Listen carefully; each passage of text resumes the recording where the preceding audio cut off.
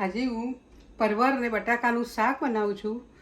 તેની માટે હું ફર્સ્ટ 4 થી 5 ચમચા તેલ રેડું છું. થઈ ગયું છે તેમાં હું સૂકું મરચું વઘારમાં નાખું છું ફર્સ્ટ. હવે સૂકું મરચું થવા આવ્યું એટલે હું અડધી ચમચી રાઈ અને અડધી ચમચી જીરું નાખું છું.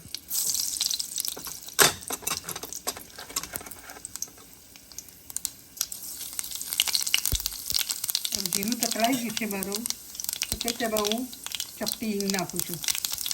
હિંગ થઈ ગઈ છે એટલે હું એમાં લસણ 6-7 કળી વાટેલું નાખું છું.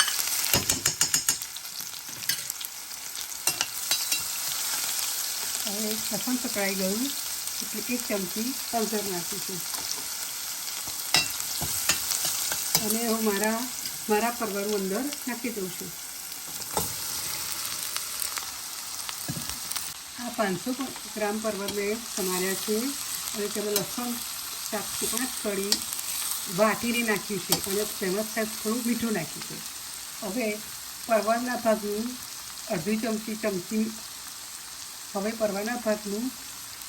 ચમચી મીઠું નાખીને ચણા દઉં છું.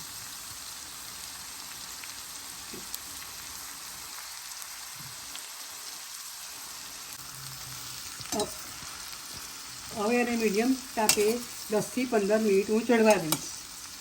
હવે મારા પરવળ ચડી જવાયા છે થોડા, એટલે એમાં હું બટાકા 2 છીણ કરીને નાખું છું અને એને 10 મિનિટ ચડવા દઈશ. આખરી 10 મિનિટ ચડાયા અને 2 બટાકા સમાર્યા છે તેને મેં નાખ્યા છે. હવે એના ભાગનું મીઠું નાખી અને 10 મિનિટ ચડવા દઉં છું.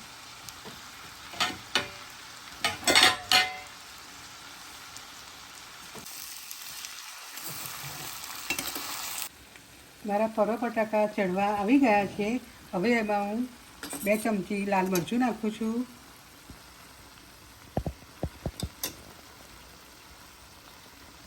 બે ચમચી ધાણા જીરું નાખું છું.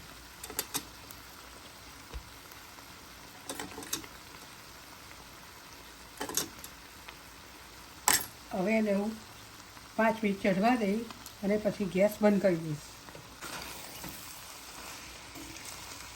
મીડિયમ ગેસે બનાવવાનું.